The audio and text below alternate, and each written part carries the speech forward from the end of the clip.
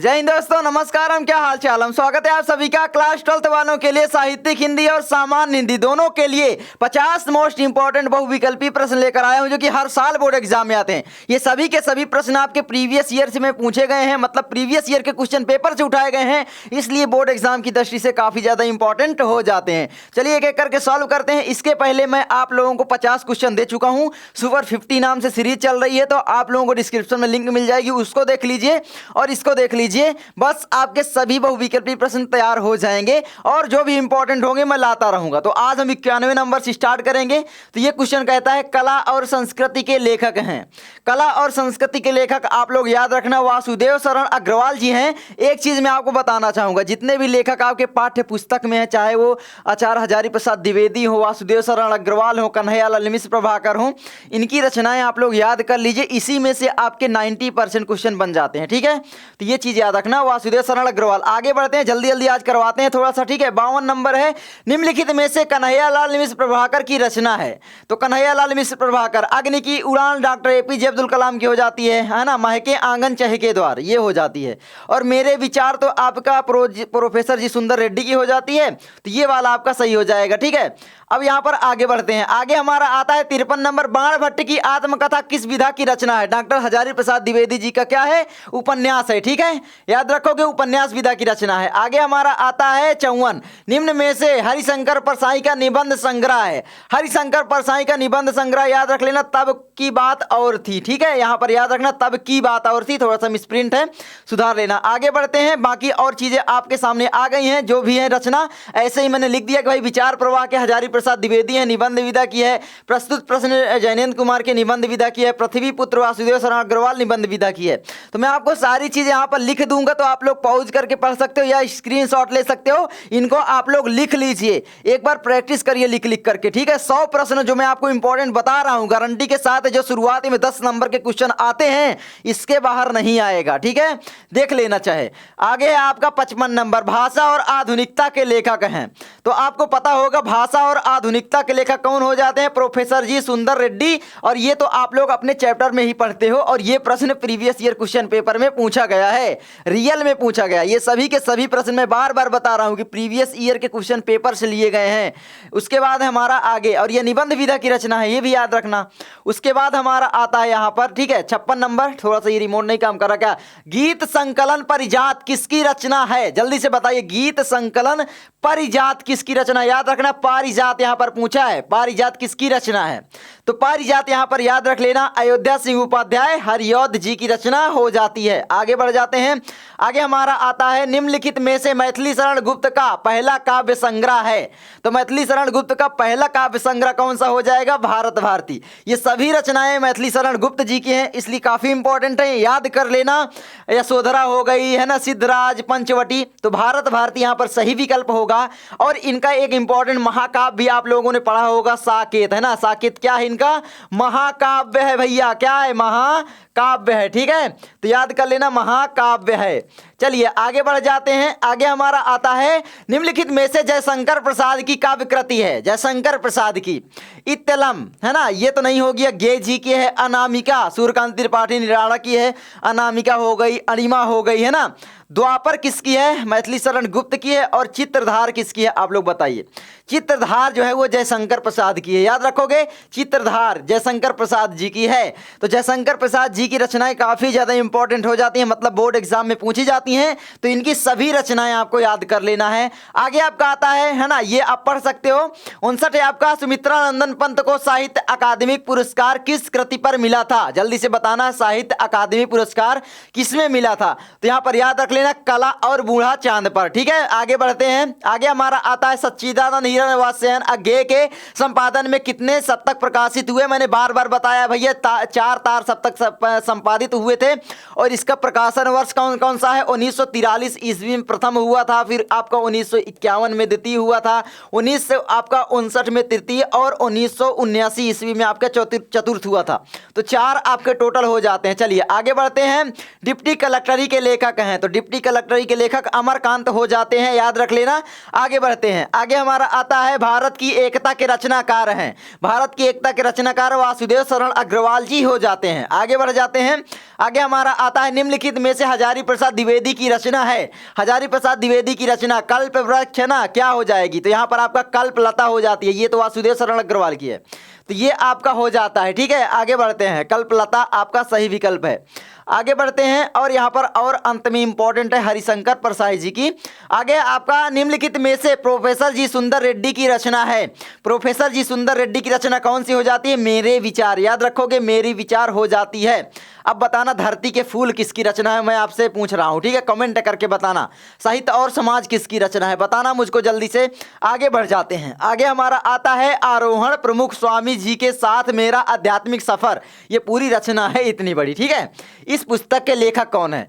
तो इस पुस्तक के लेखक जितनी भी बड़ी बड़ी रचनाएं, अग्नि की खोज है ना, इस तरीके का अग्नि चीजें, डॉक्टर एपीजे अब्दुल कलाम। ठीक है, याद रख लेना, काफी ज्यादा इंपॉर्टेंट रचना है।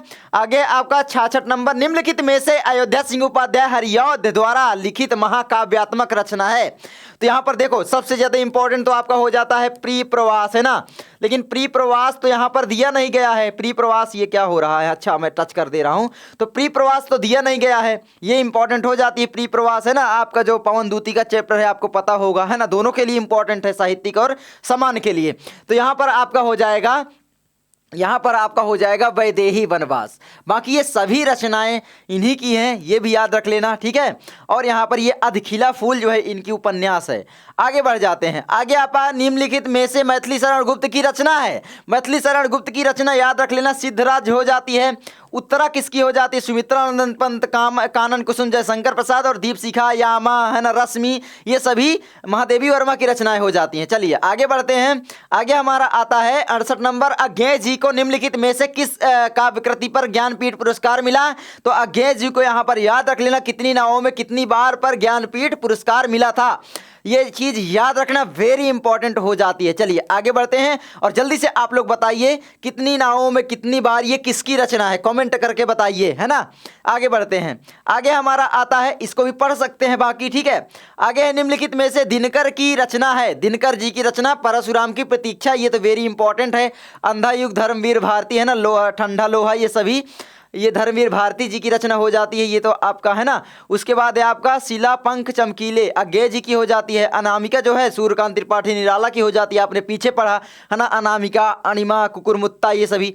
चलिए आगे बढ़ते हैं, तो ये चीज पढ़ भी सकते हो।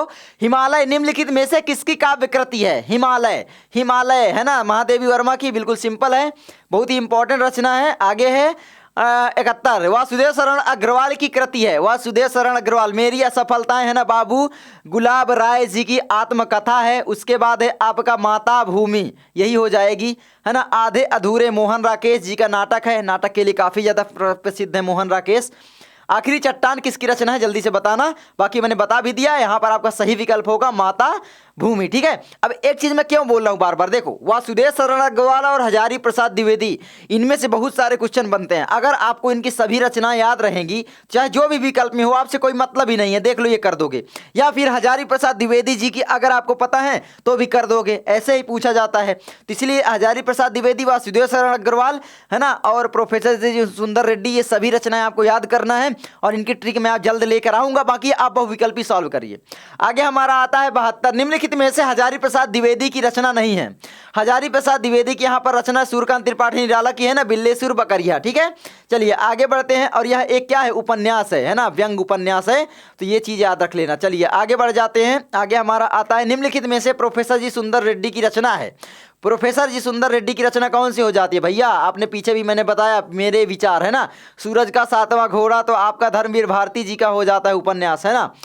आगे बढ़ते हैं, यही दोनों इंपॉर्टेंट ही हैं। आगे आपका आता है, अग्नि की उड़ान पुस्तक के रचनाकार हैं। भाई अग्नि की उड़ान, अग्नि संबंधित है ना, मिसाइल मैन के नाम से जाना जाता है, तो इसी से ट्रिक आप लोग लगा दोगे कि भैया एपीजे अब्दुल कलाम हो जाते हैं, है ना। आगे बढ़ते हैं। आगे हमारा आता है, फणीश्वर नाथ रेणु की कृति ठुमरी किस विधा पर आधारित रचना है? तो यहाँ पर आपका ये हो जाएगा कहानी, और आपका एक इनका उपन्यास भी आपको याद रखना चाहिए, है ना। कौन सा हो जाता है? मैला आंचल, कौन सा हो जाता है? मैला आंचल। ठीक है, महिला आंचल काफी ज्यादा इंपॉर्टेंट है, तो याद रख लेना। आगे बढ़ जाते हैं, ठीक है। आगे हमारा आता है 76, रस का रस किसकी रचना है? अयोध्या सिंह उपाध्याय, हरिऔध। रस का रस वैदेही वनवास और प्रिय प्रवास, ये तीनों रचनाएं तो घोल कर पी लो इंपॉर्टेंट है, कोई ना कोई आ ही जाती हैं। और खड़ी बोली का प्रथम महाकाव्य किसको माना जाता है? इन्हीं की रचना है। कौन सी है मुझे कमेंट करके बताना, ठीक है। आगे प्रश्न भी मिलेगा लेकिन पहले ही बता दो। आगे आपका आता है 77, मैथिली शरण गुप्त की महाकाव्यात्मक कृति है। भाई साहब सबसे इंपॉर्टेंट साकेत है ना, साकेत आपका सही हो जाता है। उसके बाद है आपका यहाँ पर, ये तो आपका महाकाव्यात्मक है ना, तो साकेत ही हो जाता है। भारत भारती, जयद्रथ वध, यशोधरा, ये इन्हीं की रचनाएं काव्य रचनाएं हैं, तो ये सही है। आगे बढ़ते हैं। आगे है निम्नलिखित में से जयशंकर प्रसाद की काव्य कृति नहीं है। जयशंकर प्रसाद की काव्य कृति कौन सी नहीं मेरे प्यारे दोस्तों, आपको बताना है। तो यहाँ पर जयशंकर प्रसाद जी की देखो कानन कुसुम तो है ना, प्रेम पथिक, चित्राधार, ये देखो इत्तलम। इत्तलम किसकी है भैया? ये है अज्ञेय जी की, ठीक है, याद रखना। चलिए आगे बढ़ते हैं।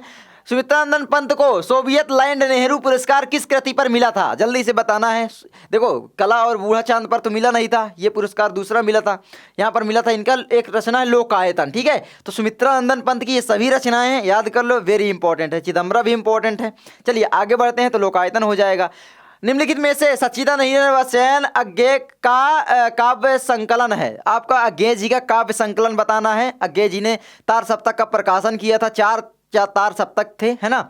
ये प्रश्न भी इंपॉर्टेंट है। तो यहाँ पर लहर, झरना, लहर, आंसू जयशंकर प्रसाद जी की हो जाती है, तो ये तो होगा नहीं। उर्वशी रामधारी सिंह दिनकर जी की हो जाती है। गुंजन सुमित्रानंदन पंत की हो जाती है ना।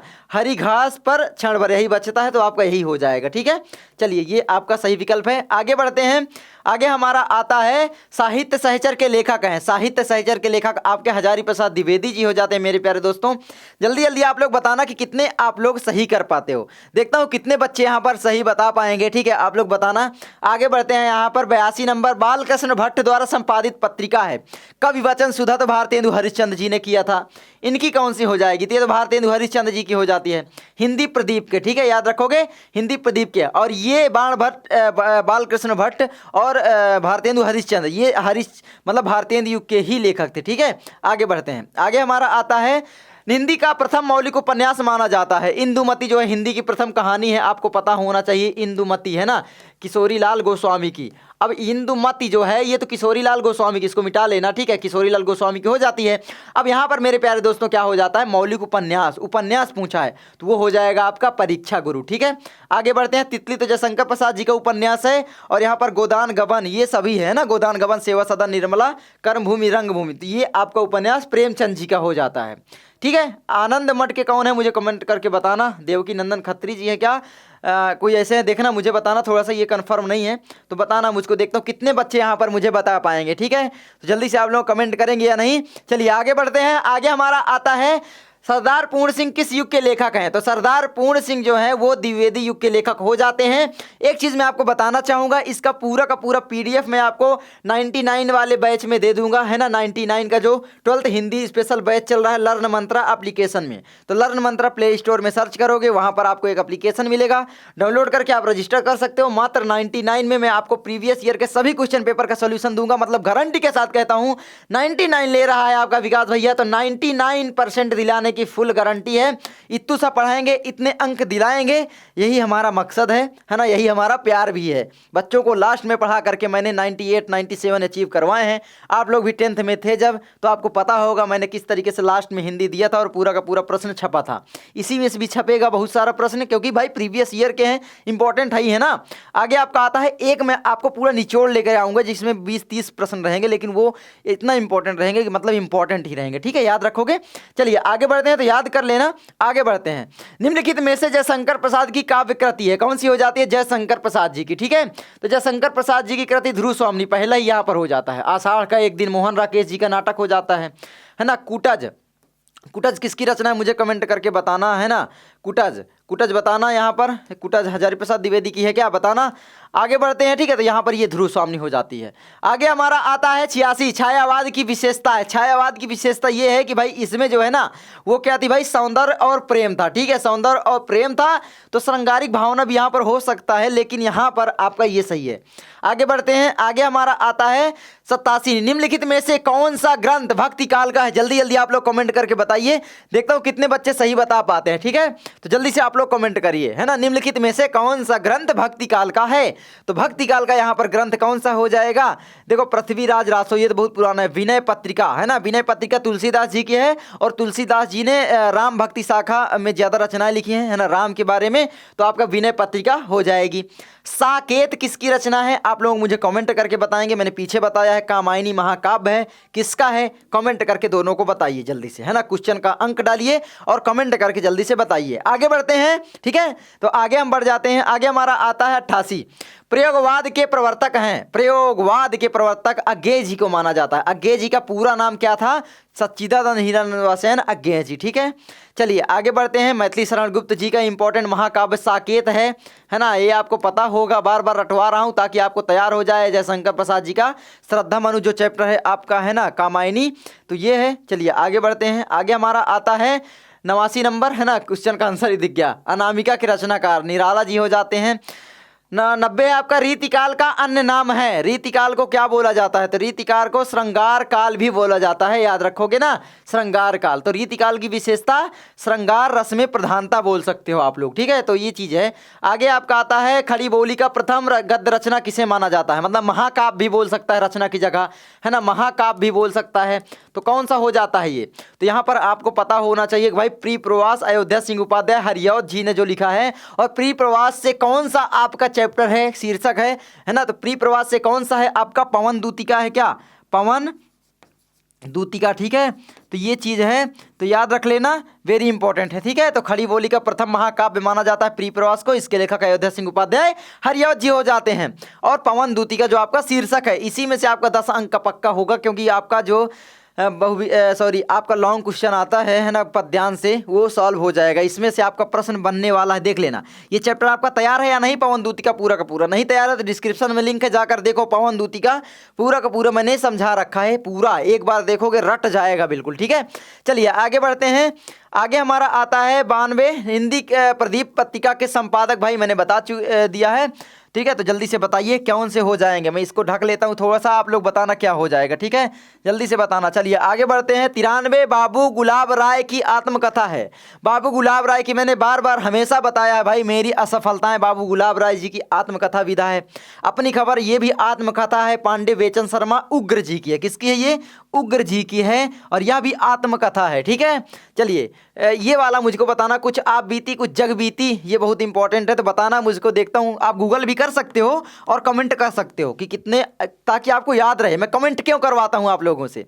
ताकि आप लोगों को रचनाएं एक बार याद हो जाएं। आप जब कमेंट करते हो तो आपके दिमाग में कुछ चीज़ें चल रही होती हैं कि भाई आपको याद हो जाता है। आप लोग करके चाहे देख लिया करो, ठीक है। ये है, आगे बढ़ते हैं। 94 है अतीत के चलचित्र किस विधा की रचना है? भाई रेखा चित्र, है ना, संस्मरण एवं रेखा चित्र महादेवी वर्मा जी की हो जाती है। आगे बढ़ते हैं। आगे हमारा आता है गेहूं और गुलाब के रचनाकार हैं रामवृक्ष बेनीपुरी जी हैं, निबंध विधा की रचना है, आपको पता होगा। आगे बढ़ जाते हैं। आगे हमारा आता है हरी घास पर क्षण भर के रचनाकार हैं। भाई ये क्वेश्चन तो आपका आ चुका है, अज्ञेय जी की है ना। और यहाँ पर कितनी नावों में कितनी बार रचना पर अज्ञेय जी को क्या भारतीय ज्ञानपीठ पुरस्कार मिला था, ठीक है, तो ये चीज़ याद रख लेना। आगे बढ़ते हैं। 97 हरियौध जी की कृति नहीं है। अब यहाँ पर आपको बताना है, चुभते चौपदे तो है, प्री प्रवास है, चित्राधार वैदेही वनवास है, तो यहाँ पर चित्राधार हो जाएगी। किसकी है? जयशंकर प्रसाद जी की, ठीक है। चलिए आगे बढ़ जाते हैं। साहित्य लहरी के रचनाकार, साहित्य लहरी सूर सागर, सूर की सरावली, श्री कृष्ण जी की बाल छवि पर लेखनी अनुपम चली, आपने पढ़ा है 10th में। तो यहाँ पर सूरदास जी का बिल्कुल सिंपल है ना, सूरदास जी का रुनकता नामक ग्राम में इनका जन्म हुआ था, आपको पता होगा, है ना, तो ये चीज़ है। आगे बढ़ जाते हैं, ठीक है। कबीर दास जी के क्या है? साखी शबद रमैनी, है ना, बीजक रचना इनकी एक इंपॉर्टेंट है, बीजक। तो बीजक आप याद रखना, बस बीजक में 3 रचनाएं आती हैं, साखी शबद रमैनी, ठीक है। चलिए आगे बढ़ते हैं। अगला हमारा आता है नौका विहार कविता किस कृति से अवतरित है? नौका विहार की जो है ना, वो सुमित्रानंदन पंत जी की रचना है। और सुमित्रानंदन पंत की कौन सी रचना यहाँ पर हो जाती है? वो है गुंजन, ठीक है, गुंजन नौका विहार, सुमित्रानंदन पंत की वेरी इंपॉर्टेंट सभी रचनाएं हो जाती हैं, ठीक है, याद रखोगे। आगे बढ़ते हैं। आगे हमारा आता है लास्ट क्वेश्चन, ये वेरी इंपॉर्टेंट है, इसीलिए मैंने यहाँ पर ऐड किया है भाई। दूसरा सप्तक के कवि हैं, देख सकते हो ना, ये क्वेश्चन बोर्ड एग्जाम में पूछा है, ऐसे ही पूछेगा। तो देखो जो आपका तार सप्तक था, दूसरा सप्तक था, जो भी हो आप लोग देख लीजिए एक बार, ये यहाँ पर कवि आपके हैं सप्तक में, ठीक है। ये सभी कवि आप लोग देख लीजिए, भवानी प्रसाद मिश्र, शकुंतला माथुर, हरिनारायण व्यास, शमशेर सिंह बहादुर, नरेश मेहता, रघुवीर सहाय, धर्मवीर भारती। इंपॉर्टेंट ये है ना, है ना, सूरज का सातवां घोड़ा। तो ये चीज़ है, तो ये चीज़ इंपॉर्टेंट है। बाकी देख लो यहाँ पर ये प्रश्न पूछा था, तो यहाँ पर आपका कौन सा विकल्प मैच होता है मुझको आप लोग कमेंट करके बताइए, बताइए जल्दी से कमेंट करके यहाँ पर, है ना। भवानी प्रसाद मिश्र पहले ही नंबर पर हैं, तो यही आपका सही हो जाता है। दूसरा सप्तक का प्रकाशन अज्ञे ने किया था, इसमें कुल कितने 7 कवि थे और ये 7 कवि यहाँ पर दिए गए हैं।